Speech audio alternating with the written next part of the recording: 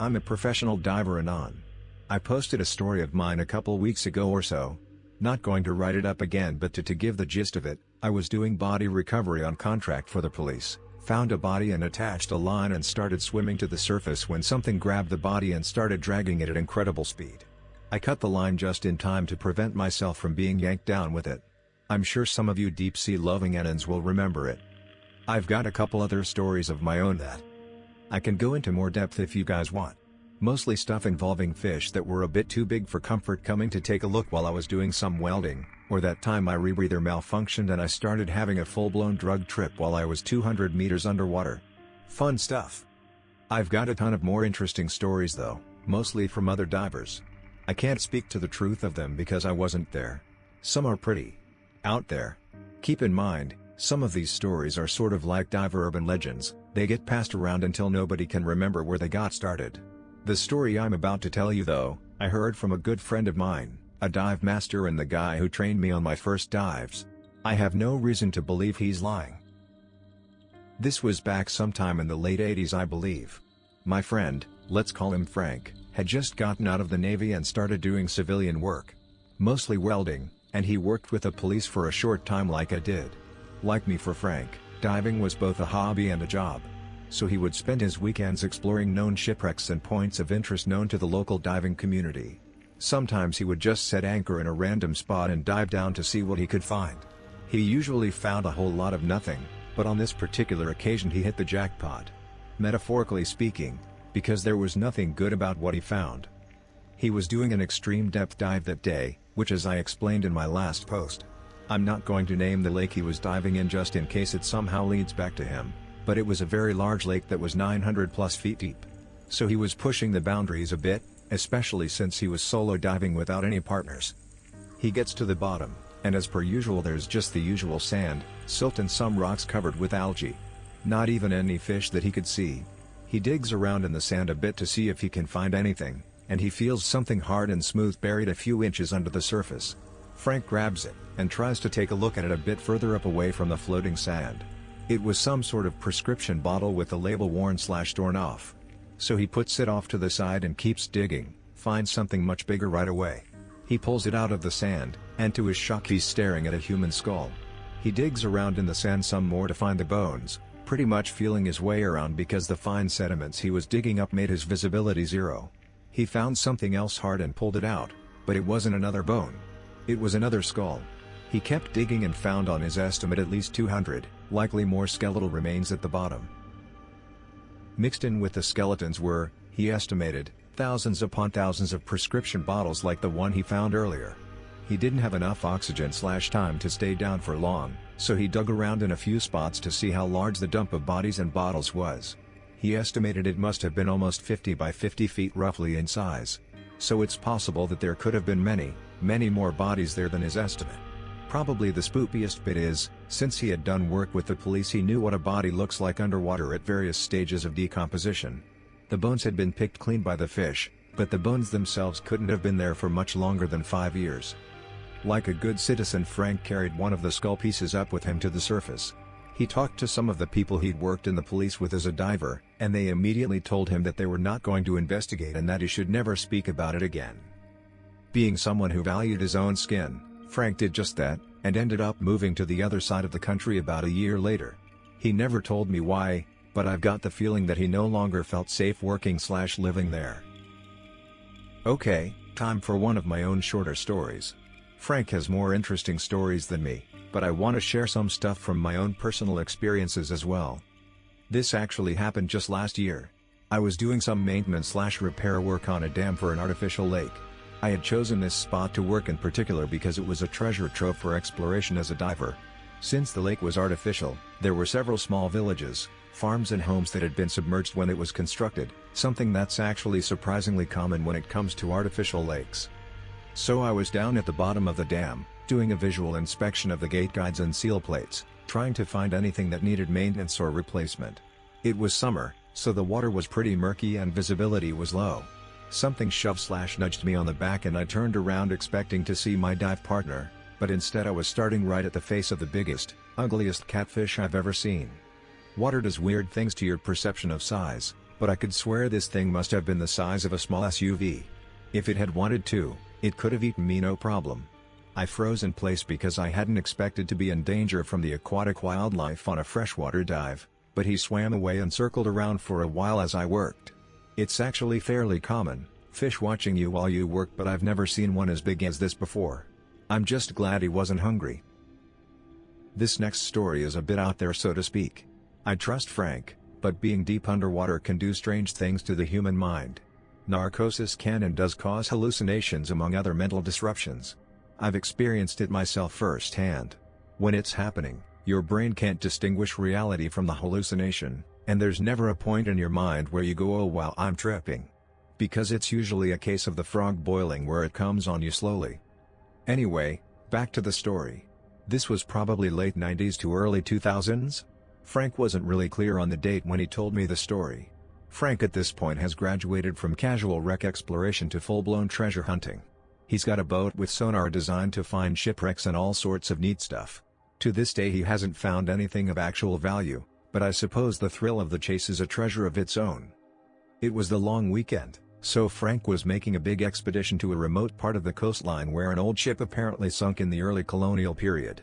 Nobody ever found the wreck. Their route was known, but there was a storm and they never arrived.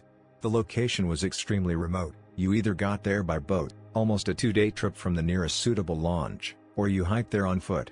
Frank figured that the remoteness of the area accounted for the wreck never being found, which is why he was so keen to search himself. He still talks to me about going back there today, since he now has a portable sonar system that you can mount on a canoe.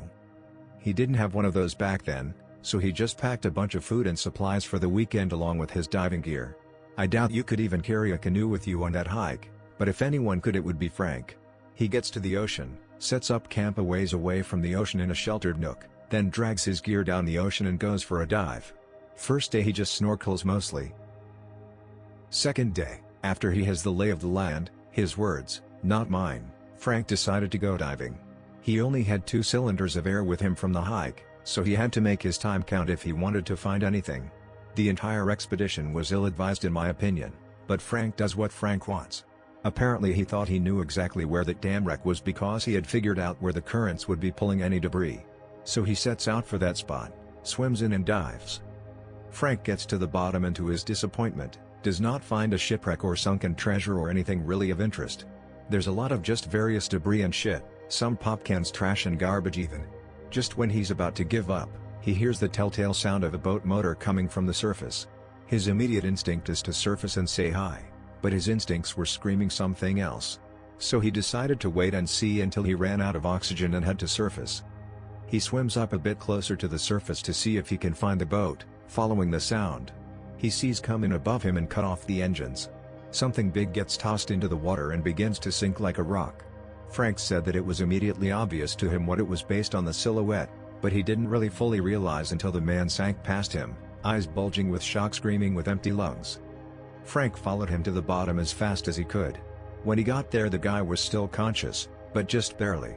He pulled off his rebreather and fitted over the guy's face while trying to free his legs.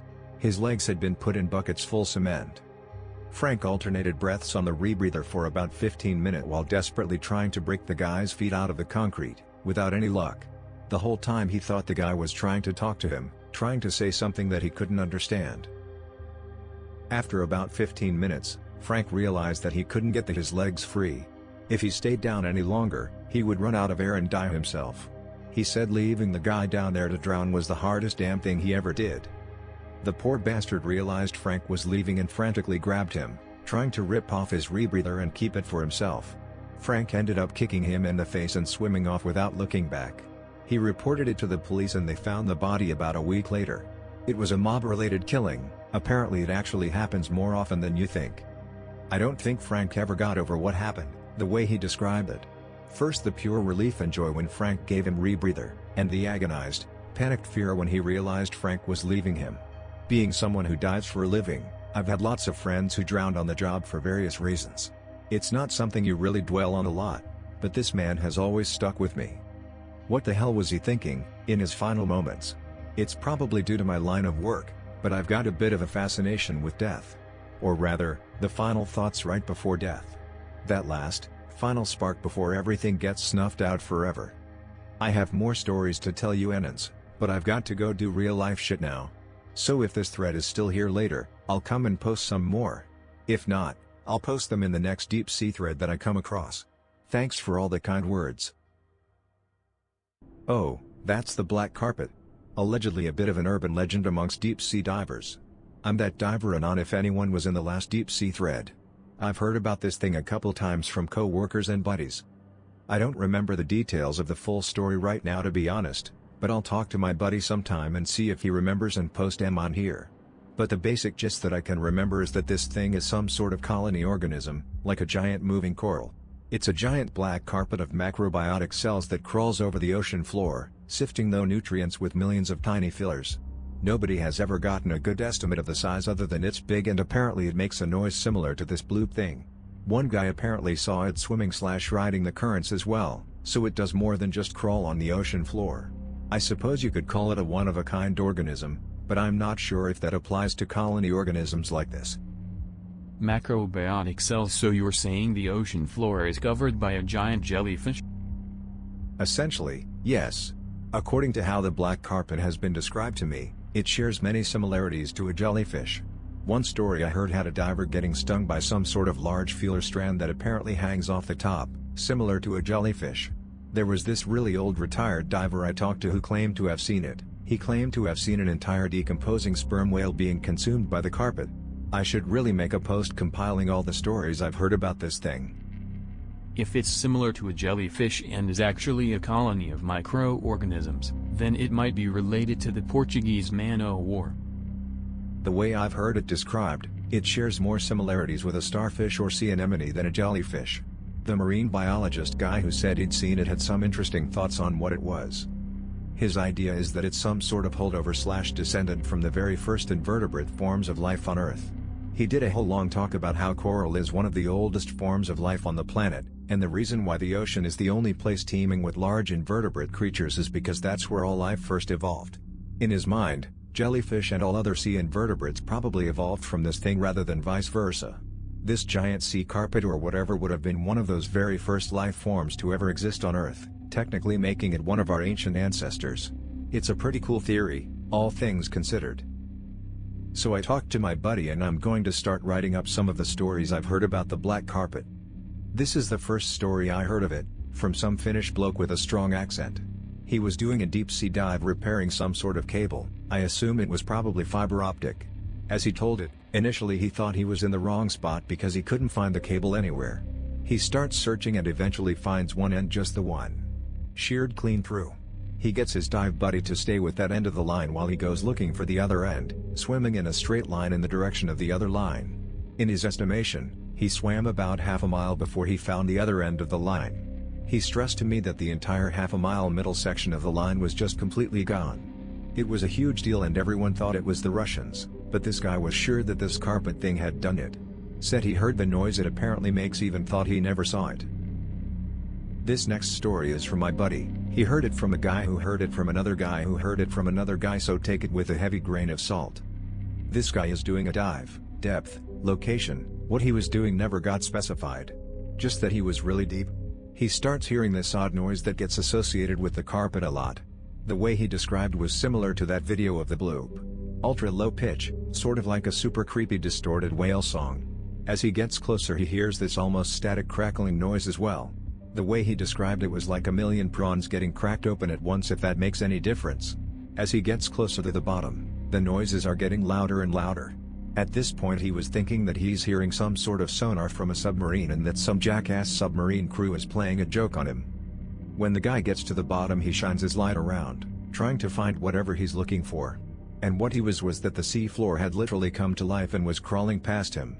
This is probably the best description of the carpet you're going to get. According to this guy, carpet is at least a mile long/wide. Made mostly of these strange black feelers that apparently make the strange popping noise. Most of the top is covered in various sand, rocks, debris, with feelers poking through. Also a few long transparent stalks as he described them that float upwards. Apparently some of these were like 20 feet long. According to the guy it was singing, which doesn't make any fucking sense to me, but whatever. Guy swam back up to the surface and claimed he had an equipment malfunction. Came back down a couple hours later and got there just in time to see the last of the thing disappear. Apparently it stretched as far as the eye could see. Which isn't that far at the bottom of the ocean, but still. This one is an old urban legend that's been floating around the diving community for years. Never heard a concrete source of it, so emo it probably never happened. Especially since it involves a submarine crew, so I'm not sure how a diver would have heard about it, since as far as I know submarine crews usually stay inside their ship. Anyway, here goes. Submarine is doing something, either war games or patrolling for Chinese/Russian/North Korean/bad guy submarines. The story isn't terribly consistent about this, I hear it different every single time. For whatever reason, they are not using active sonar because they want to avoid detection, floating dead somewhere a couple hundred meters off the sea floor. They're just sitting there, chilling and listening with their sensors trying to detect enemy submarines or whatever, when they start hearing the noise. Their sensors can't make any sense of it, and it's getting louder at an alarming rate. Starts out as something only the sensors can hear, but before long the entire crew is hearing this strange, distorted humming/singing that people always associate with the carpet. Captain thinks the only explanation is that it's some sort of new sonar/jamming technology and order the sonar crew to send out a ping to locate the source of the noise. This is the part of the story that stays the most consistent, I assume because it's the most memorable. The sonar operator shouts out new sonar contact, bearing. Sir? What's our depth? The captain replies, 500 meters or whatever depth the submarine is supposed to be at. The sonar operator replies. But sir, the sonar says the sea floor is 10 meters below us. The captain says that's nonsense, then walks over to the sonar station. Checks the reading, then walks over to the helmsman and checks the depth. Checks the nautical charts for where they are. Somehow apparently, the ocean has gotten about 200 meters shallower. The captain orders another ping from the sonar to try and locate the source of the noise. Sonar operator speaks up again, concerned. Sir, the ocean is getting deeper again. Captain asks him to repeat himself. Ocean floor is once again at expected depth, sir. Captain takes a look for himself and sure enough, they are no longer 10 meters above the ocean floor. There is also a very, very large dot on the screen behind the submarine. Captain asks what the large contact is. Sonar operator, equipment malfunction, sir. Captain pings again. Just out of curiosity. The equipment malfunction has maintained its shape and is continuing to move away from the submarine, and apparently taking the strange noise with it. Again, this is basically an old wives' tale amongst deep-sea divers, so take it with a grain of salt. It's possible that a submarine detected the carpet or whatever on sonar and that's the origin of the story, but I highly doubt this actually happened. Still makes for a cool story though. Last story for now, I'll see if I can dig up some more later. This is from the old guy I talked about earlier. Nice guy, marine biologist who has done both deep-sea wells and nature research/studies with ROFs. Apparently the carpet ate one of his ROFs on an expedition. According to him, it happened late one night while the rest of the crew was sleeping. He was pulling an all-nighter studying the sea life around volcanic vents.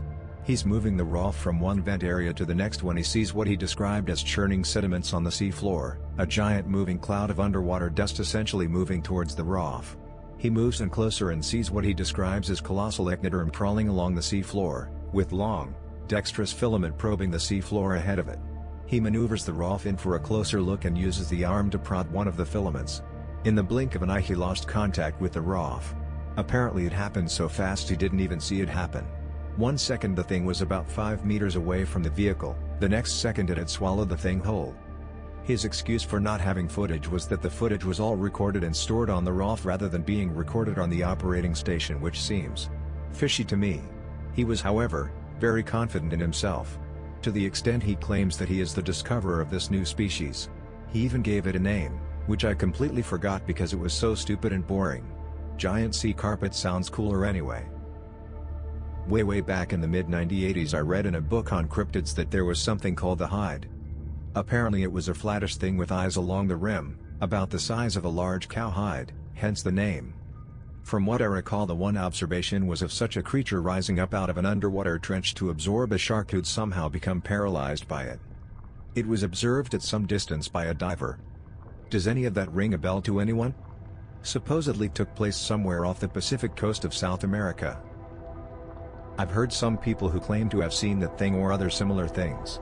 A lot of stuff I've heard from other divers seems like they could be attributed to very rare/large siphonophores that live in the deep sea. What you're talking about was described to me as a sort of pancake-shaped creature that would hide under the sand with a single small near-transparent tentacle floating upwards. A diver touched it, spasmed, and immediately the creature rose out of the sand to devour him. Don't touch strange shit in the ocean, people. May as well go on a tangent and talk about some other stories I've heard that might be attributed to siphophores. There was this one cranky old retired diver who swore he'd seen a sea monster of unfathomable size on a dive once. I always assumed he was full of shit, but the way he described it sounds a lot like a siphonophore. The story went something like this: he was on a dive doing something that I've forgotten when he sees an absolutely giant tentacle stretching up from the nearby drop-off.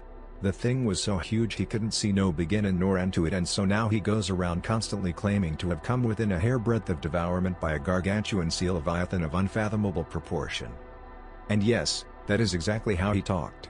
Looking into these siphonophores, it makes total sense that something like this could exist, though it would be less of a sea monster than a giant serpentine jelly blob sifting through plankton and floating nutrients. Another siphonophore-related story I've heard is one about an absolutely gargantuan jellyfish-type creature that was allegedly about the size of a military submarine. The diver who saw it said the thing was so massive it had somehow developed its own biosphere with various species of fish circling around and swimming inside it.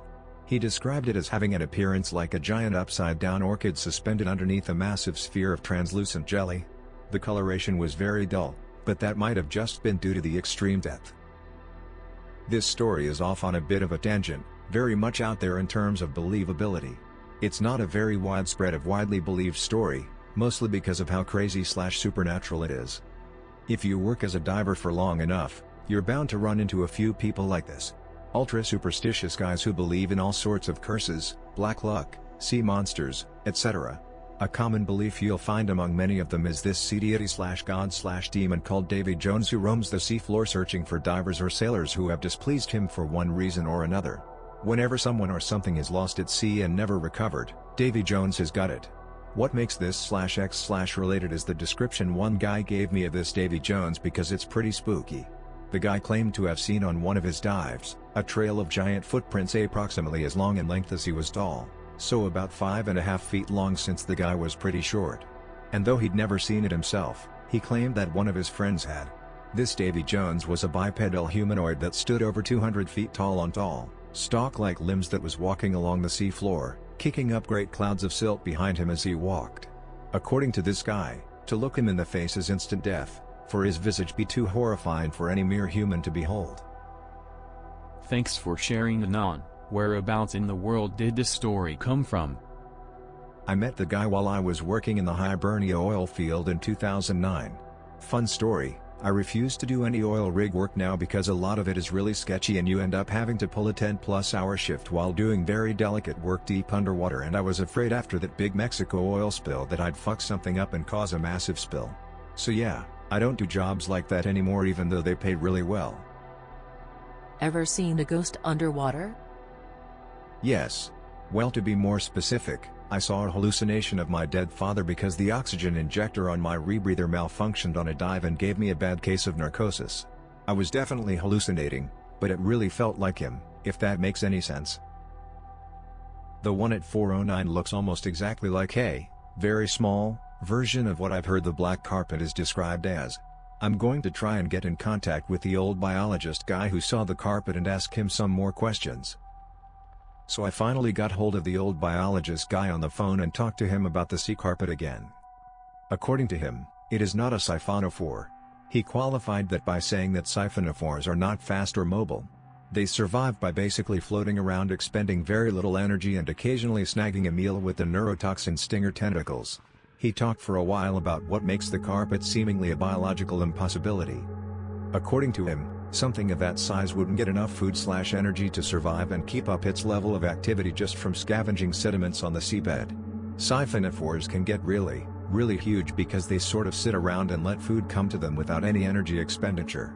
So the profile of the carpet fits more with an active predator/scavenger than a passive one. I mentioned to him that I'd heard stories about decomposing corpses of whales being seen by some people being digested by the carpet, and he got really excited about that. His working theory is that the carpet is an entirely unknown form of life, in the sense that it is a colony organism similar to a siphonophore, but the individual cells are much more complex and capable than those of a siphonophore. Keep in mind this is purely theoretical stuff he's pulling out of his ass to try and explain why something that should be physically/biologically impossible might exist. He's studied siphonophores quite extensively, and one thing that remains a mystery is how the cells communicate, considering they have no central nervous system or brain to speak of. They're basically just big bacteria. The key apparently is high-frequency vibrations. He hasn't been able to prove it yet because it's damn hard to get your hands on a siphonophore to study, but he thinks the individual cells vibrate to communicate with one another and pass a message along the entire organism. His theory is that the carpet is basically the siphonophore equivalent of a Russian nesting doll. Rather than being a colony of individual cells, it is a colony of individual multicellular siphonophores and is therefore the missing link between single-celled life and complex multicellular life. The bloop noise which the carpet apparently makes is actually millions of these creatures communicating in their own primitive language. Since siphonophores can reproduce asexually, he envisions the carpet as constantly evolving in size and shape depending on the environment and amount of food it can consume. So perhaps after consuming the carcass of a very large creature like a whale or a giant squid, it would be extremely large and have a large amount of cells, but would eventually shrink as it self-consumed unneeded cells. The multicellular structure of the carpet serves a twofold purpose, both serving as a distraction from potential predators similar to a lizard losing its tail while running away, and a long-term storage of nutrients. Since big meals are few and far between at the bottom of the ocean, the carpet stores the energy it consumes by creating more cells and growing larger, which it will consume between meals whenever it needs energy.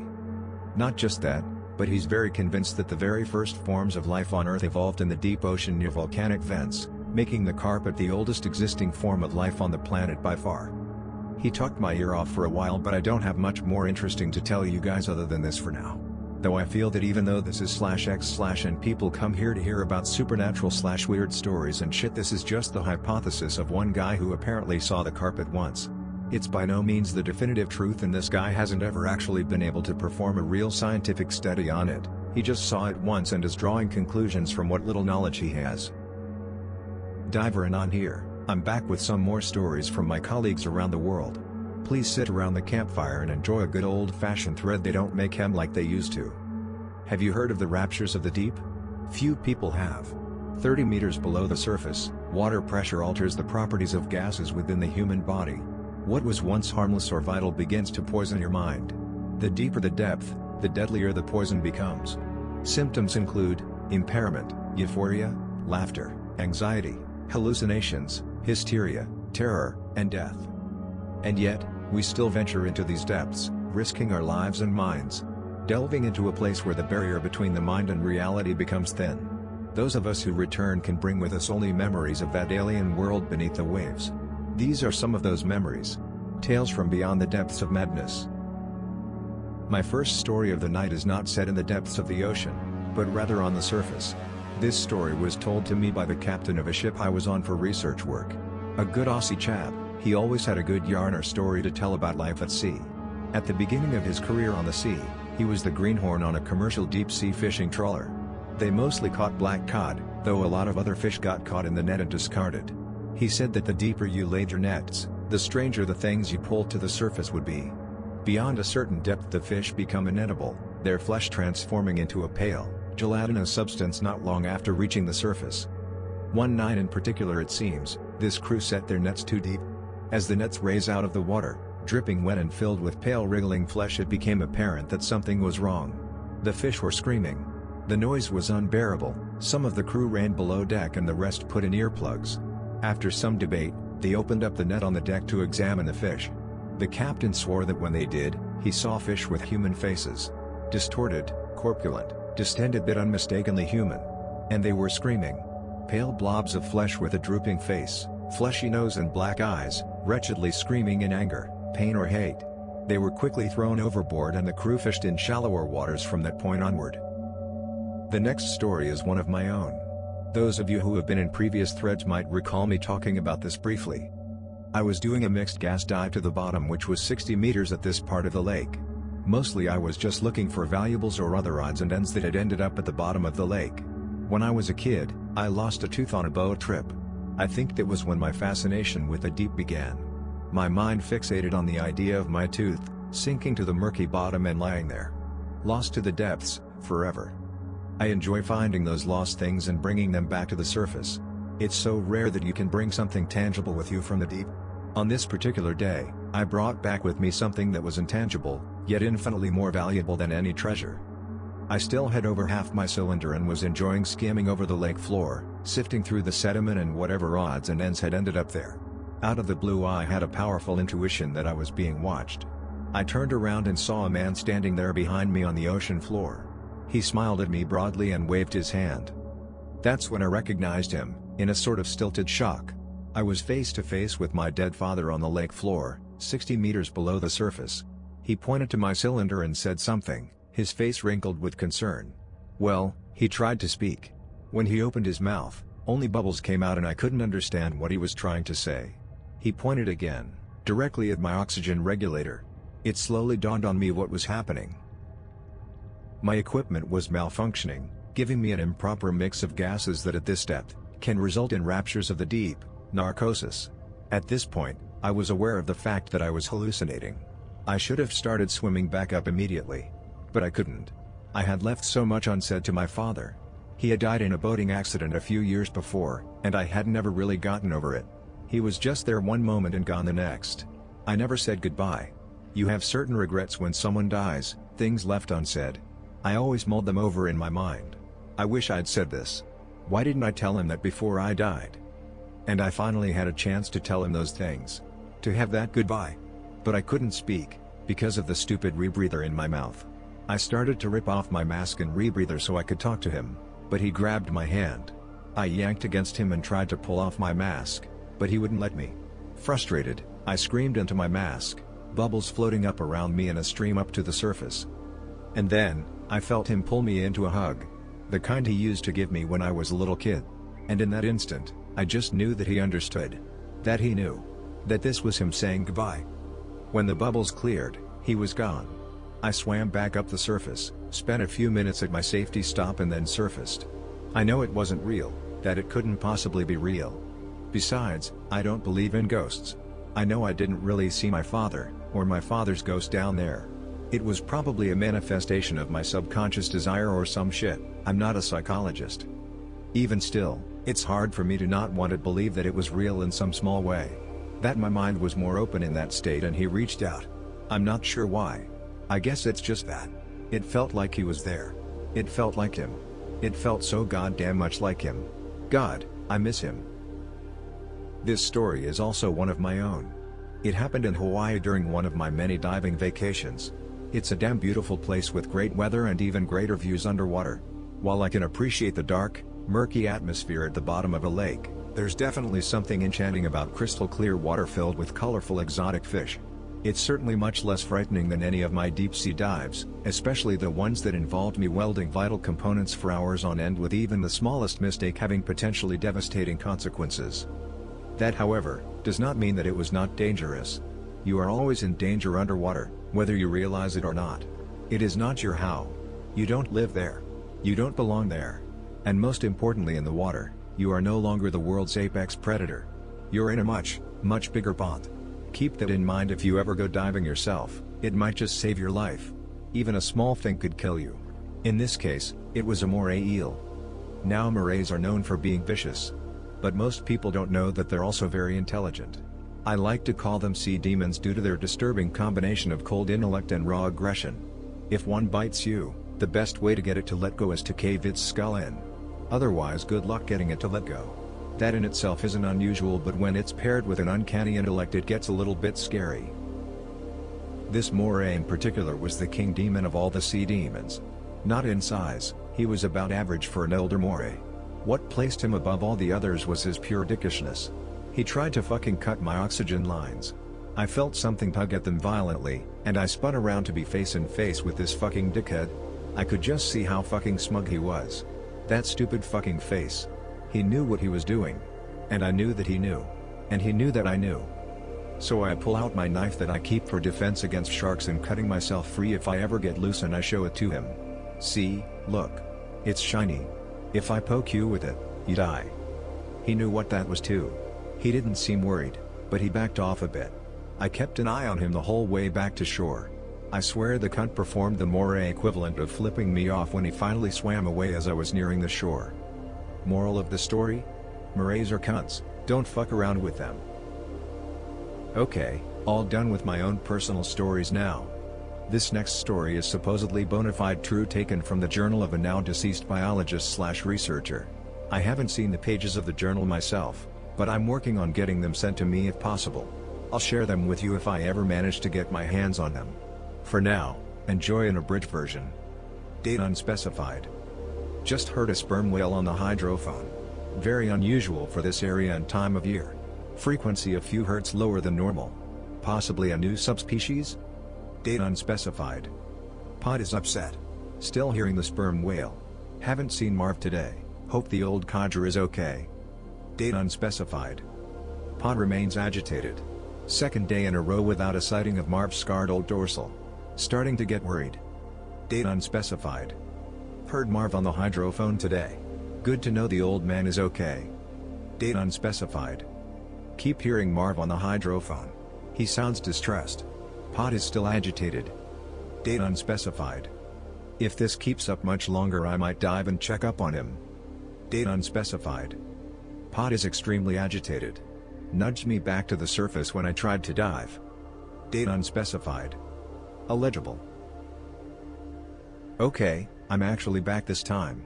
Here's the rest of the journal for those of you who were waiting. Date unspecified. I'm not sure if I should write this down. I feel like I'm losing my mind. What I saw couldn't have been real.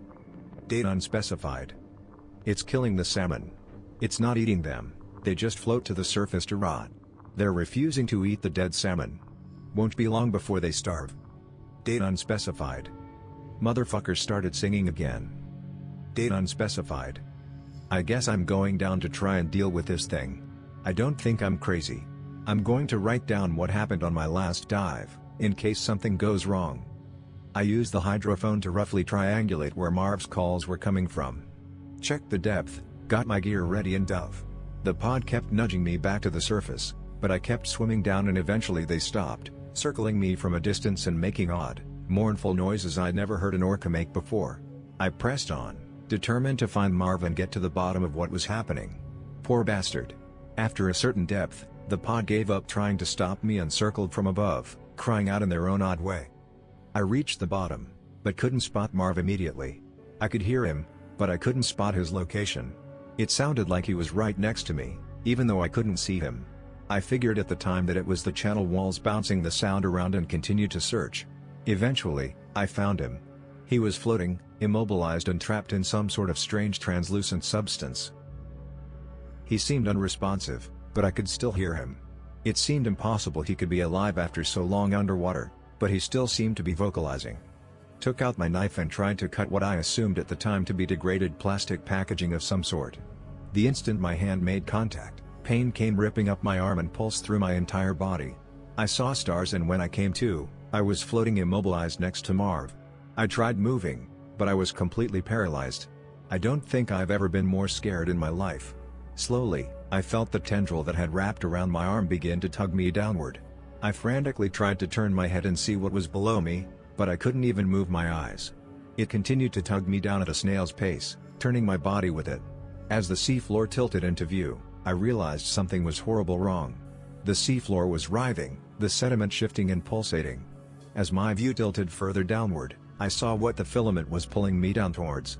Protruding out of the massive writhing sand was what I can only describe as a massive sea anemone of some sort, with bulbous protruding growths reaching up from the seafloor towards me. And inch by inch, I was being dragged towards it.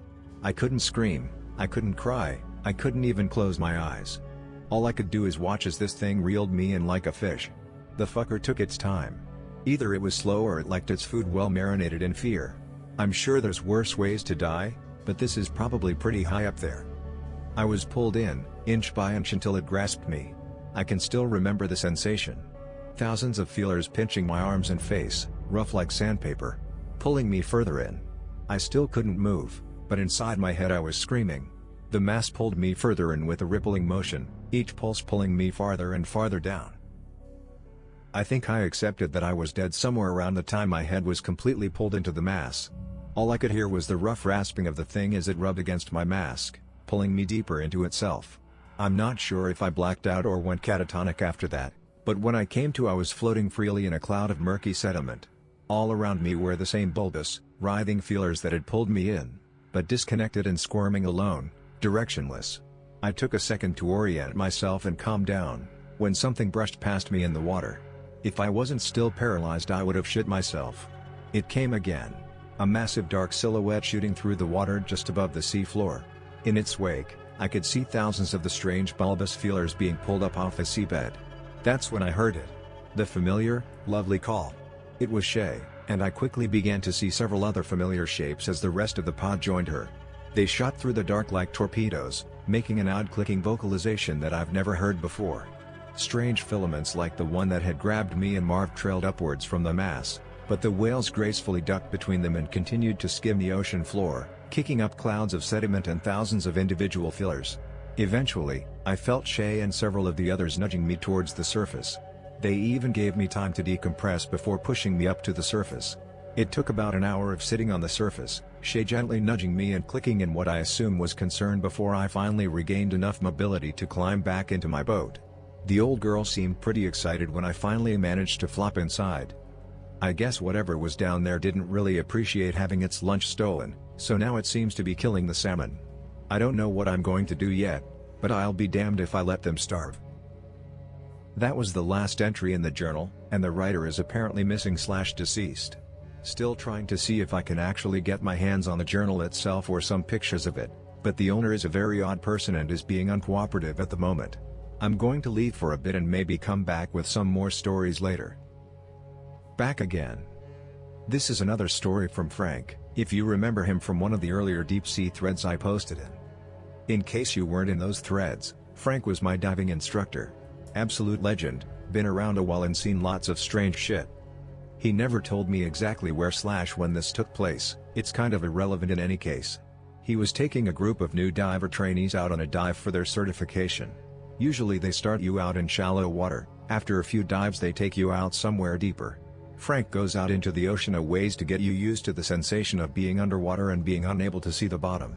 It's an important thing to get used to if you're a diver. There's lots of places where the shelf will become a sheer drop-off for potentially hundreds of meters straight down into nothing but abyss.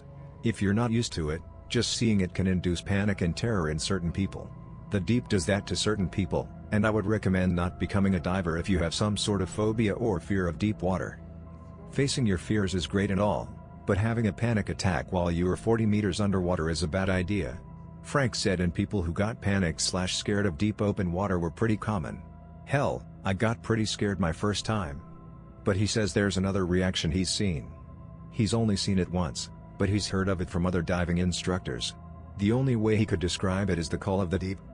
They dropped into the water off the boat, and Frank could immediately tell something was off.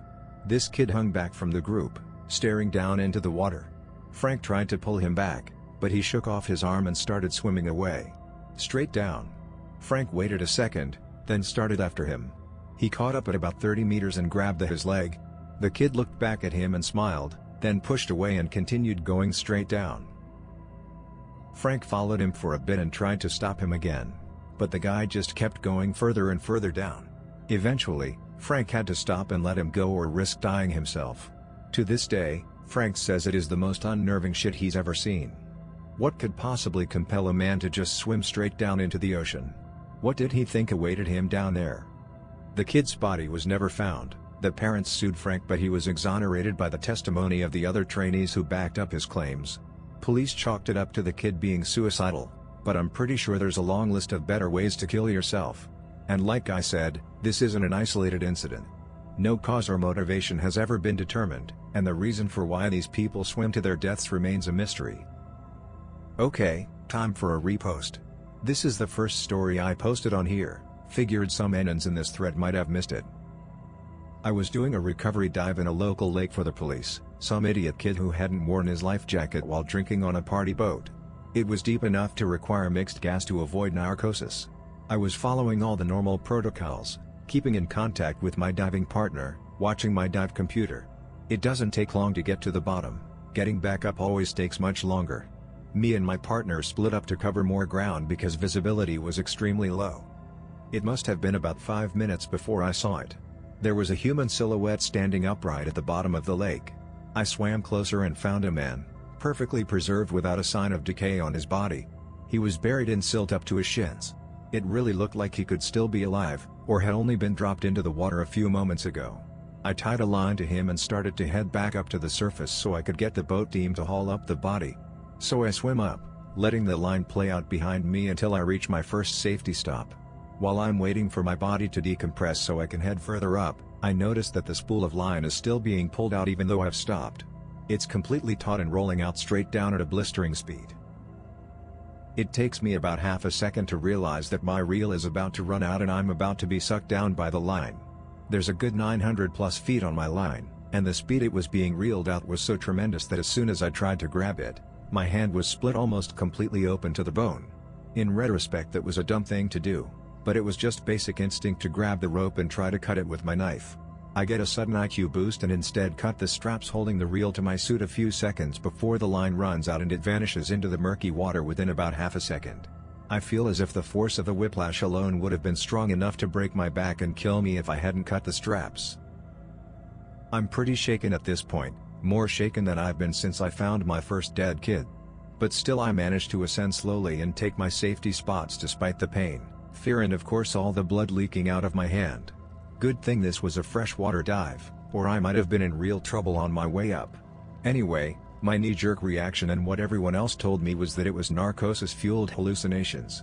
Divers see all sorts of shit when narcosis kicks in. I've heard stories of fish and squid with human faces, some guy swears he was face-to-face with Cthulhu. My point is, narcosis is to an extent like temporarily being on DMT, and it can make you see some absolutely crazy shit. The thing I can't make sense of is how I got the cut on my hand. It's clearly from a rope, it's not clean enough to be from my knife or any other sharp object. The doctor even noted that I had friction burns all surrounding the cut. So what the fuck caused the cut if I was hallucinating? And if I wasn't hallucinating, what the fuck could drag out a line that fast? What really keeps me up at night is that the guy was resting on the bottom of the lake, and my line was going straight down. So either he was pulled through the bottom of the lake, or something with incredible strength and speed grabbed my rope and was reeling me in like a fish. I'm not sure which is worse. Hello again friends, and welcome to the first weekly edition of this thread. Every Friday night I'll be posting a bunch of more stories, feel free to add some of your own. For anyone out there who liked the stories from my old friend Frank, you're in for a treat. I visited him yesterday and got him to spin me a few new yarns that I think you guys will love. This story is one of his, from back before he left commercial diving to be an instructor. Frank was doing a fairly normal job, basic rig inspection on a jack-up rig, inspecting the gears and pinions before they moved to the next drill site. The depth was on the extreme end for a jack-up rig, just under 600 feet. I say this is extreme for a jack-up rig, but that's because it's a portable rig with legs that sit on the bottom of the seafloor, so it can't drill as deep as a floating rig. As Frank was doing the inspection, he felt something like a long rope brush the top of his head. He twisted around and saw what he describes as the biggest squid he's ever seen in his life, floating aimlessly in the current. The body was massive with ears near its head and nearly a dozen long, thin tentacles that stretched down so far you lost sight of them in the gloom. Frank stared at it a bit, both in awe and fear. I did some research and he was never in any danger. This particular type of squid is likely passive and uses its long tentacles to feed on plankton. One thing that is odd is the depth at which this squid was at. Bigfin squid are normally found at much lower depths. Frank watched the squid for a few minutes as it floated nearby, then turned back to his inspection. After a few minutes he looked back and it was gone. He looked all around but he couldn't find a trace of it. That species of squid are rarely seen and little is known of them, but they have never been observed to move at high speeds. You might want to sit out this next one if you have a combined phobia of the deep sea and spiders. Now, spiders aren't the sort of thing you think that you'd encounter in the ocean. I know there are aquatic spider species, but those usually are very small and live in ponds. Spiders aren't something you'd think to see at, say, the bottom of the ocean. Well, I'm here to inform you that sea spiders absolutely do exist. They're mostly harmless, but then again so are most land spiders. They're long, gangly things that are all legs with two grasping arms and a proboscis for sucking up their prey's insides. Not supposed to get any bigger than about 2 feet diameter. And I say not supposed to because lots of strange things seem to happen at the bottom of the ocean. Our intrepid diver in this story was after some sunken treasure and had just dove to investigate what he hoped was an undiscovered wreck that he'd spotted on sonar. He descended to the bottom, but to his dismay, the wreck was simply a strange rock formation on the bottom. Disappointed, he prepared to ascend. Just as he checked his dive computer, he noticed something out of the corner of his eye, a massive wall of sand approaching from behind him. Underwater sandstorms aren't anything unusual, they're just like sandstorms above water except significantly more wet. It's just currents stirring up sediments and throwing them around. Our friend managed to grab onto a rock and hold his position steady as the current slowly faded, leaving only murky waters filled with sediment. Letting go of the rock, he turned upward and came face to face with a large barracuda impaled on the end of a long transparent tube. The tube stretched up and vanished into the murk, visibility was below 10 feet. Now the diver was getting spooked, so he went back down to the bottom and swam along the ocean floor for a while to bypass whatever had skewered the fish. That's when he nearly ran face first into its leg. According to his description, the leg was skinny proportionately but still about 1/4 foot in diameter, and it stretched up into the murk beyond above him. He stared up at it for a few seconds, then it began to ever so slowly move, gripping the ocean floor as it moved the rest of the mass that must have hung suspended above, hidden in the murk. The thing moving spooked our friendly treasure hunter enough for him to probably break a couple Olympic records in his mad dash/swim to safety. Fortunately, he retained enough sense to wait at his safety stops, though I can hardly blame him for being scared after seeing a giant underwater spider. This next story is one of mine. It's a bit mundane, as far as the stories in these threads usually go. Nothing supernatural or unknown at all, just a normal dive with some normal sea life. You might have noticed the fish that got so unfortunately skewered by a giant sea spider in my last story was a barracuda. And you guessed it, this story is about barracuda. They have a really bad reputation, which granted is somewhat warranted. They can get big, around 7 feet long. They have a mouthful of giant razor-sharp teeth that can shred through flesh like knives, and they have a tendency to hunt in massive packs. Oh, and there are all sorts of stories of people getting mauled by them. The truth is, barracuda have been somewhat maligned by the media and rumor mill. They rarely attack humans. Most cases of attacks are due to the fish mistaking a shiny dangling object like a necklace or bracelet for food, or spear fishermen trying to wrestle their catch away from an uncooperative fish. Of course, those are all the rationalizations I was running through my head when a pack of 6-foot-long barracuda began shadowing me on a nighttime dive. Why was I diving at night, you might ask? Why the fuck would any sane man do that? I don't have an answer to that question, other than that I think anyone who has ever dove to the bottom of the ocean as part of their job is probably a little bit crazy. I spotted their eyes first with my flashlight, silver gleaming dots in the distance. I immediately switched off my light and went dark for a bit, hoping they wouldn't notice me. Because the last thing you want when you are swimming alone deep in the ocean late at night is to get noticed by a pack of large predatory fish. After a few minutes I turned on my light again and almost shit myself when I saw the very big eye and the also very big teeth of one of the barracuda right next to me. And yeah, they're not supposed to hunt humans. But that didn't make me feel any better. These things were big, mean as hell looking killing machines. And if they decided that I was lunch for whatever reason, I would be lunch. There's no getting away from a pack of 6 feet silver torpedoes with razor-sharp teeth. So I very slowly and carefully turned around and headed back up, having decided I'd seen enough of the ocean for that night. My escorts tagged along, all 8 of them. They never harmed me, and I'm not sure why they were following me. Could have been pure curiosity. I've had lots of fish swim by to check out my light when I'm diving/welding underwater. Not really the typical story I post here, but it was a very spooky experience for me, to be followed by these very large deep-sea predators. This next story isn't from a diver, rather a guy who was working on one of those big cruise vacation ships. It was the tail end of the trip, and most of the passengers were either drinking or asleep. This guy was a cook and had finished his shift. He was just relaxing on deck and watching the glowing dolphins swimming through the water beside the ship. If that threw you for a loop, there's this type of plankton that glows when it moves, creating this mesmerizing glow around any moving objects nearby. It's cool as fuck, and I would highly recommend anyone interested in the sea take a vacation to a place that has glowing beaches. It's cool as fuck and also very romantic. Explanation aside, our intrepid cook was sitting out on the railing, watching the dolphins leave glowing trails through the water beside the boat. It's the sort of thing that makes working at sea worth all the boredom and loneliness worth it. Unfortunately, after a few minutes, the dolphins left and the chef was left alone with his thoughts. which is when he noticed that there was now something else swimming alongside the boat. Whatever it was big. He couldn't see the shape too clearly because it was a fair ways below the surface, but the glowing plankton gave him a rough view of the outline. He described it as long, serpentine in shape and at least 100 feet long if not longer. He watched it follow the ship for a ways before it dove further down out of sight. Continuing on with the themes of lights underwater, I have another story from the same cook. There's not much to this one, but I think it's still interesting. He claimed to have seen on multiple occasions, inexplicable glowing light coming from below the ocean. Different colors, sometimes glowing red, green or yellow. He described it as something completely different from the glowing plankton. The lights would appear and disappear, sometimes they would blink or flash. Some of them would remain in place, others would follow the ship or move in erratic patterns. Once he got close enough to get a better look and saw a glowing orb floating just above the ocean's surface which then shot away from the boat at extremely high speeds. I've heard of similar things from lots of sailors and I've never heard of a satisfactory scientific explanation. So much about the sea, even on the surface, still remains unknown. Last story for now before I have to leave for a bit.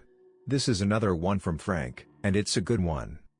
During his time as a commercial diver on the West Coast, Frank made a friend. And with friends like this, who needs enemies? Frank first met his friend while doing a basic maintenance checkup on the local marina. He was checking on the moorings to make sure they were in good condition when he noticed something strange. One of the mooring chains appeared to be sticking straight out of a large rock on the ocean floor. Frank moved in to take a look, and sure enough the chain was somehow embedded in this rock. Perplexed, Frank felt around where the chain entered the rock and noticed something even stranger. The rock felt distinctly unlike a rock. In fact, it felt very softy and squishy. And it was looking at him. The color of the rock suddenly flashed to white and then the entire thing vanished in a cloud of dark ink. You might have guessed it at this point, but Frank's friend is a Pacific giant octopus. They can weigh around 600 pounds and if measured from tentacle to tentacle can grow to over 30 feet in diameter. They also have the ability to change the color of every cell in their body, allowing them to mimic nearly any object on the sea floor. They're big, next to invisible and can be very, very smart. So it was fortunate for Frank that this particular octopus, who he named Frederick, was just a prankster and not a serial killer. Like some reports of giant octopus I've heard. Over the next few months, Frank would encounter Frederick on various dives, imitating some strange object, flashing white upon being discovered and swimming away in a cloud of ink. After a while Frank simply assumed that anything strange he saw was just Frederick playing a prank on him and ignore him, which would lead to Frederick tickling the back of his head while he wasn't looking or playing with the valves on his equipment. After being ignored one too many times, Frederick turned off Frank's oxygen regulator briefly before turning it back on. After that, Frank made sure not to ignore him and would occasionally bring toys or things down from the surface for him to play with. This odd relationship continued for most of the year until about January, where Frederick disappeared for several weeks. Frank said that he was relieved, but I think he worried about what had happened to his friend. Frank eventually found him at the same marina he had first seen him, wrapped around the chain and disguised as a rock. His skills of disguise seemed to have gotten dull, as the rock looked distinctly unrock-like and was covered in strange white spots. Frank waved hello, his customary greeting to Frederick, and after a pause, Frederick waved back. He flashed white briefly, then changed back into the color of a rock. Frank hung around for a while, but Frederick didn't seem to be interested in playing hide-and-seek or any other games, so he went back to his inspection.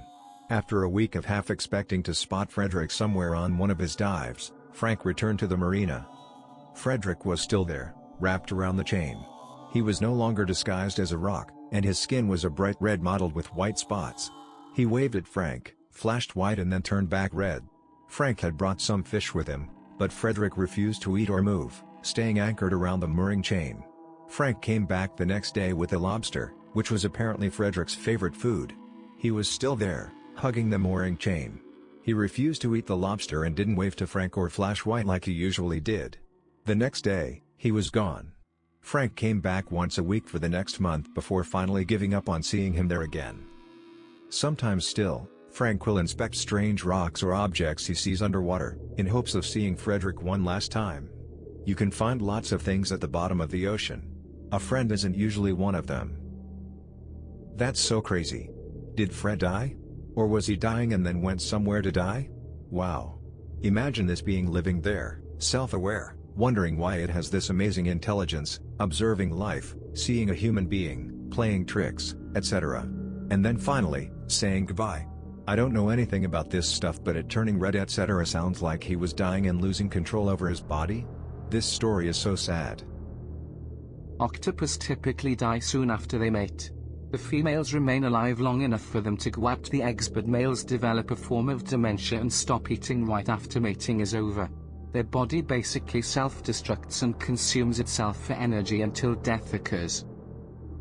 Giant Pacific octopuses are similparous. They breed once before death. After reproduction, they enter a stage called senescence, which involves obvious changes in behavior and appearance, including a reduced appetite, retraction of skin around the eyes giving them a more pronounced appearance, increased activity in uncoordinated patterns, and white lesions all over the body. While the duration of this stage is variable, it typically lasts about 1 to 2 months. Death is typically attributed to starvation, as the females stop hunting and instead protect their eggs. Males often spend more time in the open, making them more likely to be preyed upon. Fred became a dad. F. Have sex.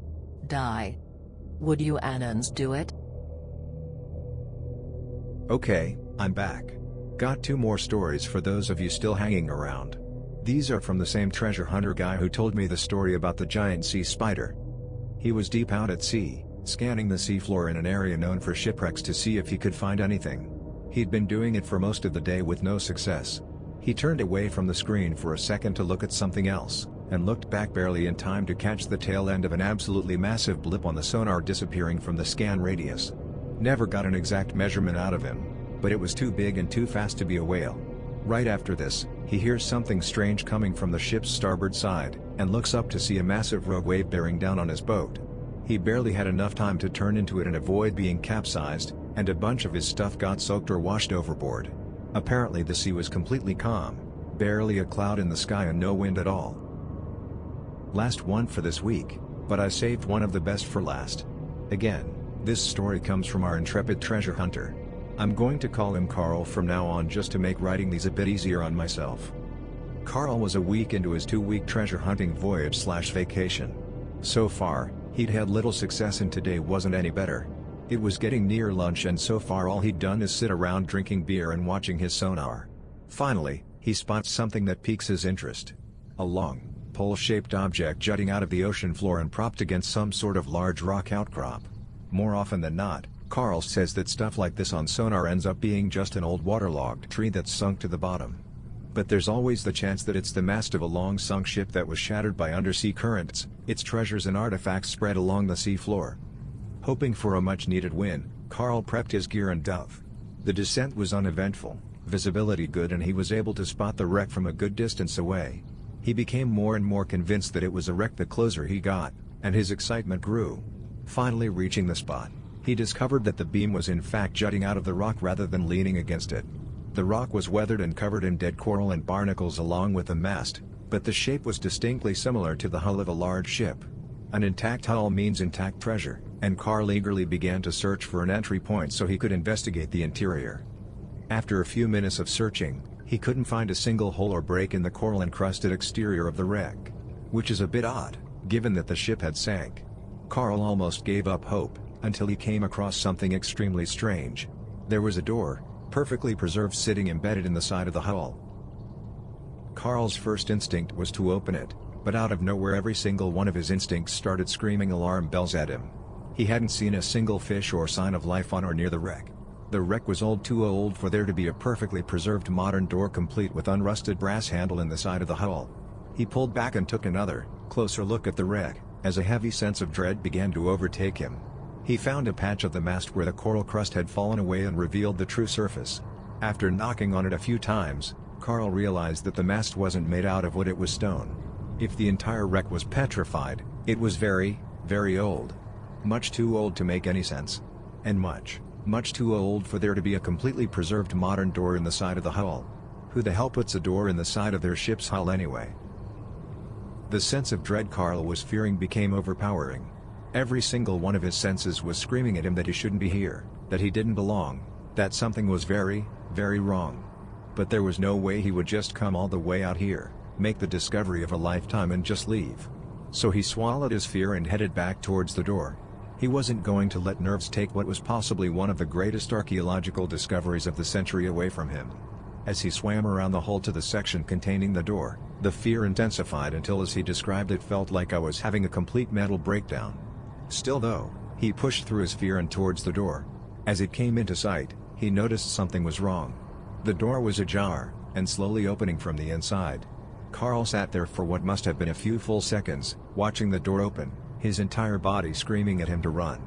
That was when he felt something else. Something watching him, from inside the door. Something that Carl could only describe as pure, unthinkable evil.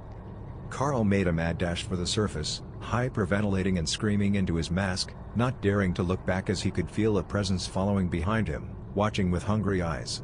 He shot straight to the surface without any safety stops, flopped onto his boat, headed it back towards land at full speed and managed to call the Coast Guard for help, despite being racked with pain from decompression sickness. He was picked up off his ship in a helicopter and flown to the nearest decompression chamber. Thanks to the quick rescue, Carl survived, albeit with permanent joint damage and some paralysis in his left leg that put an end to his treasure hunting career. He refused to share the location of the wreck with me. Some things on the bottom of the ocean aren't meant to be found. I'm going to begin tonight with one of my own stories that I haven't told yet. We're also going to try and investigate the phenomenon I witnessed, which has been corroborated and seen by many other commercial and hobby divers. If you've been diving a lot or spend a lot of time around divers, you might have already guessed what I'm talking about. Black divers, one of the most persistent and unnerving legends that has plagued diving since the time of giant metal bell helmets. We'll dig into possible causes and explanations for this phenomena after I've written up my own encounter with them. This story comes from early in my time as a commercial diver on the Hibernia rig. The rig is the biggest in the world and is absolutely massive. Basically a small city jutting out of the sea floor. The entire thing is on top of a massive concrete platform settled on the bottom of the ocean that's also used to store barrels of crude. Even back when I was doing this, safety regulations were very important. Unlike most of my other jobs where I mostly inspect/repair the integrity of the structures themselves, I was checking the oil storage itself to ensure it was safe, secure and not leaking out of containment. It was good work, steady work inspecting the site nearly every day, and it paid well. Usually I worked with a group of 2 other divers. The day this happened was like pretty much any other. The weather was shit, the onboard chef's omelette was delicious and the rig workers were assholes. Nothing new. Began the dive, reached my target and began the inspection of lids, seams, ecton, taking water samples as well to ensure no minute particulate leakage. After a few minutes, I get a feeling on the back of my neck that I'm being watched. I turn around to see one of my partners floating a distance away from me, watching me work. I wave at him and give the OK sign to signify that I am OK, and he returned it.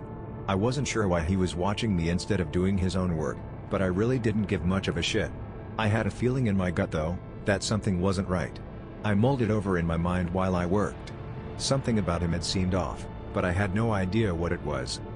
So I turned around again after a bit and sure enough he was still there, watching me. I waved to him and made the OK hand sign, and again, he returned it.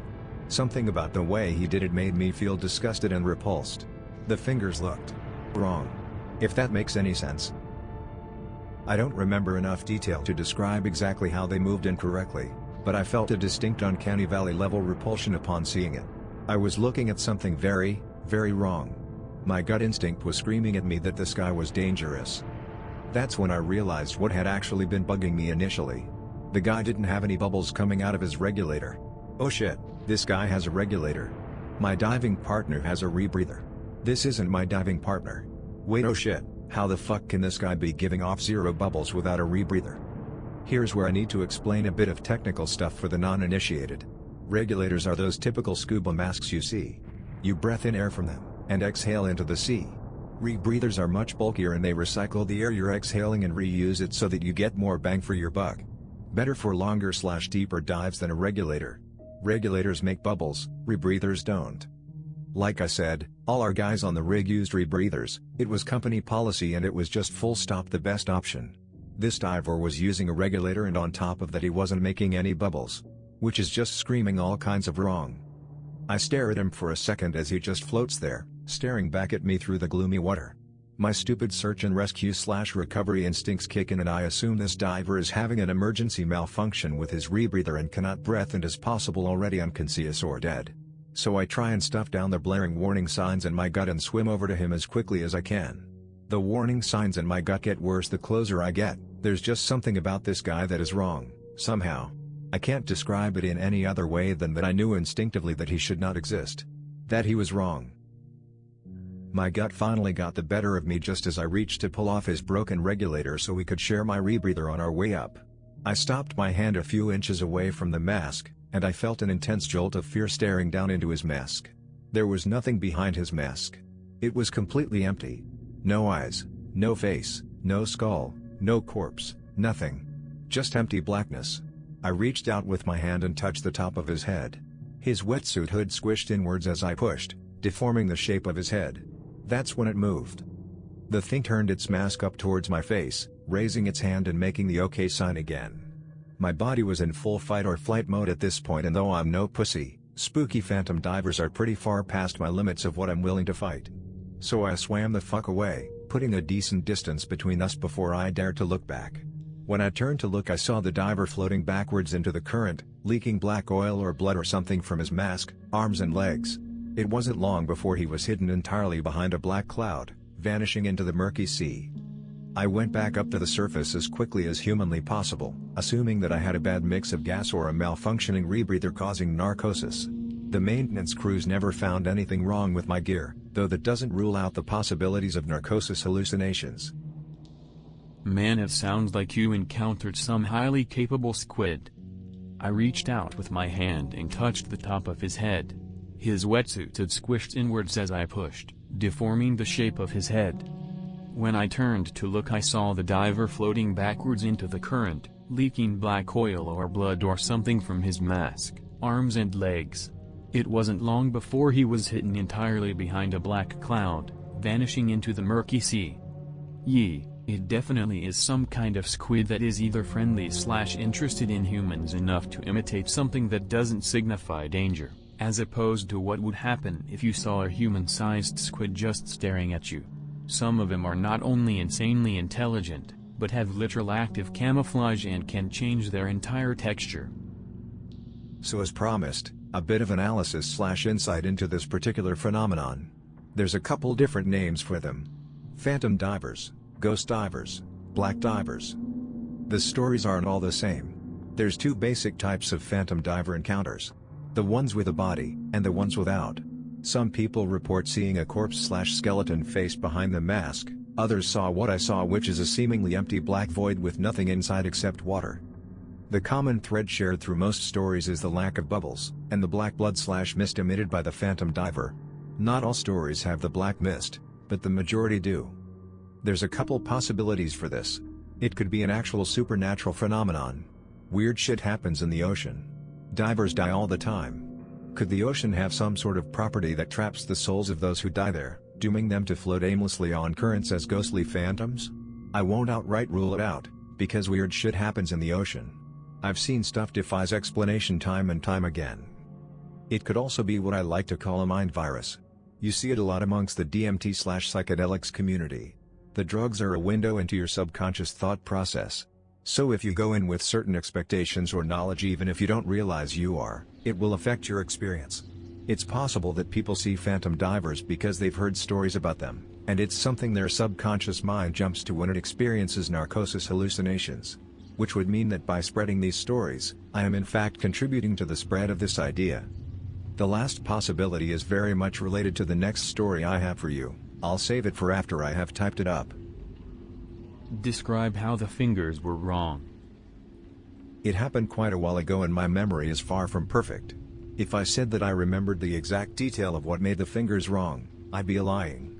There was something about the way they moved when he made the hand signal. It was like someone had studied exactly how a human hand functions without ever having a hand or using it. And so there was just something missing in translation, an innate humanity in the gesture that was completely absent. This next story was written by the same old biologist who allegedly had a deep sea ROV he was operating eaten by the black carpet back in one of the first threads I posted on here. One of the biggest questions we face as a species is the question of sentience. What makes us sentient? What allows us to exist, consciously? Self-aware? Why do we exist? That's what fuels our search for other life, out there in the stars. But I would posit that we are searching in exactly the wrong direction. The effort, time and resources to reach the stars are vast, and our chances of discovering any life, let alone intelligence, sapient, sentient life are astronomically small. That isn't to say that we shouldn't explore the stars, only that we should finish exploring our own planet first. 80% of the Earth's oceans are unmapped, unseen, unexplored. Dark chasms of unknown depths never seen by human eyes, teeming with undiscovered species and wonders. What are the chances that some undiscovered form of intelligent life exists, somewhere in those unfathomable depths? Very, very likely. In fact, I am nearly certain that it does exist. I've seen the evidence with my own two eyes. It was another voyage, chasing after that profane and accursed siphonophore. The blasted thing has ruined my academic credibility and resisted my best efforts to record, observe or prove its existence. I have not given up the search, but I grow more discouraged every year my prize eludes me. Even so, I saw something on this dive perhaps even more shocking, intriguing and abominable than that even the titanic black carpet of creeping flesh that lies at the deepest depths of the abyss. One of my remote hydrophones had picked up a sound unlike any I've ever heard in the ocean. I was entirely convinced that the colossal siphonophore himself was in the vicinity, and pushed ahead at flank speed towards the site, hoping to dive before the bastard could move on and vanish into the depths again. After agonizing hours spent staring at the horizon, willing my boat to crash faster through dark and unforgiving seas, I arrived at the location of my hydrophone. The dive took place mere minutes after my arrival, as I intended to waste as little time as possible and had gotten fully suited and prepared while my destination was yet an hour distant. As swiftly as I had arrived, still swifter I dove to the bottom, some 700 feet beneath the curling whitecaps and seething foam. My flashlight was the only illumination in the inky darkness, playing upon the innumerable tiny flotsam particles and microscopic plankton floating upwards on unseen current from still greater depths. As I dove, it became quickly apparent that several large barracuda shadowed my descent, each specimen measuring nearly 8 feet in length. These inquisitive creatures are quite harmless to humans, despite what deceitful Luciferian hysteriatic media psychopaths might try to tell you. I felt no fear at witnessing these noble wolves of the sea, and instead welcomed their company. To my immense disappointment, 2 of the creatures vanished in pursuit of a large blue tuna, leaving me with only a singular companion as I plunged headfirst deeper into the abyss. Eventually, he too left me. I was alone with my thoughts for what seemed an eternity. Ever so slowly, the ocean floor came into view through the murky dark was. I beheld a greater underwater plateau, perched at the edge of a steep plunge into even greater depths. A swift shadow shot out of the gloom at the plateau's edge in the corner of my vision, and I whirled to face the new danger. To my great relief and surprise, the silhouette belonged to none other than an exquisite bottlenose. The dolphin swam triumphant arcs round me, squeal chittering in his strange language in obvious delight to himself for having found a friendly light in such dark depths. Despite the affections and welcome from my new friend, I urgently pressed downward to the floor of the plateau with my companion in tow. I imagined at that moment that he must have been following out of sheer curiosity. What was this land ape doing alone at such a depth during the night? This land ape was on the hunt for big game. The biggest game ever to walk the ocean floor, perhaps. But I was not destined to find my old bane the colossal siphonophore today. For upon reaching the plateau floor I quickly noticed strange unnatural shaping amongst the rock and coral.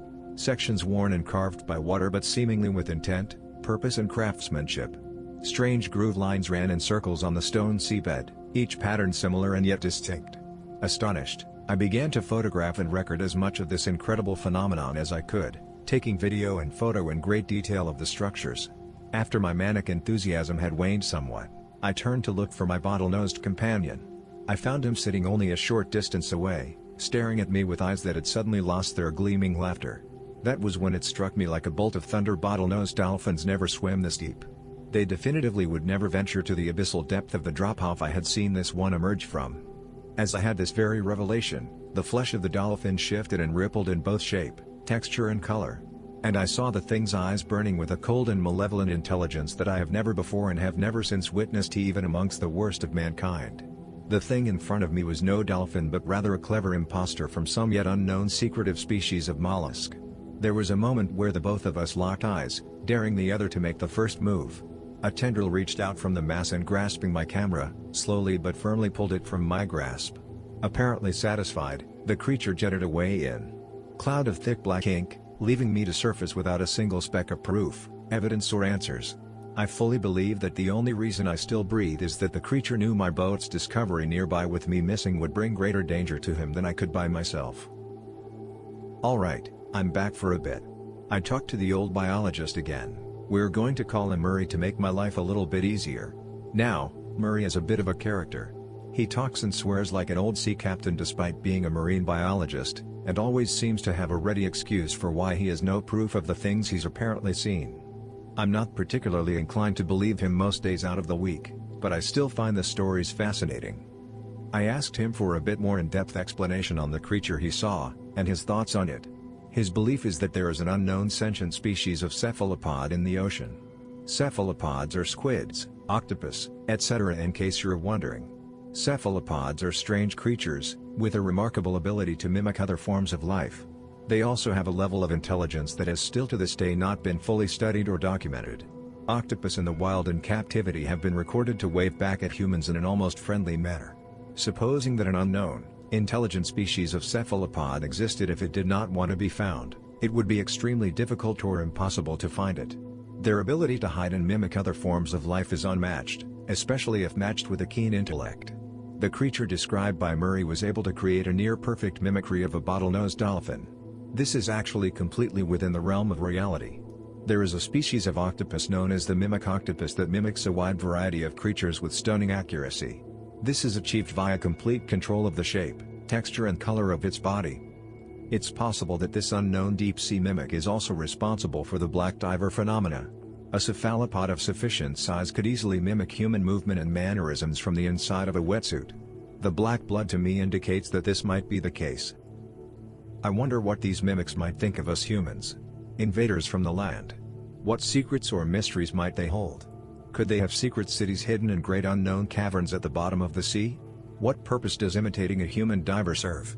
Are they just observing us, or are their plans more sinister? The entire idea frankly has me a bit on edge. These things could be hiding anywhere, disguised as anything. I might have swam past one a dozen times, been watched by them hundreds. Do they know me? Do they have a name for me? If these things exist, I think it's better that they remain hidden and these questions remain unanswered. I tried to convince Murray of that, but he remains dead set on proving that they exist. There's one more question that's itching at the back of my mind. If it was a cephalopod mimic in that empty diving suit I saw, where the hell did it get the suit? They must either scavenge the suits from dead divers, or actively murder divers to steal their suits and gear. I've heard enough stories about murderous octopus to not like where that is going one bit.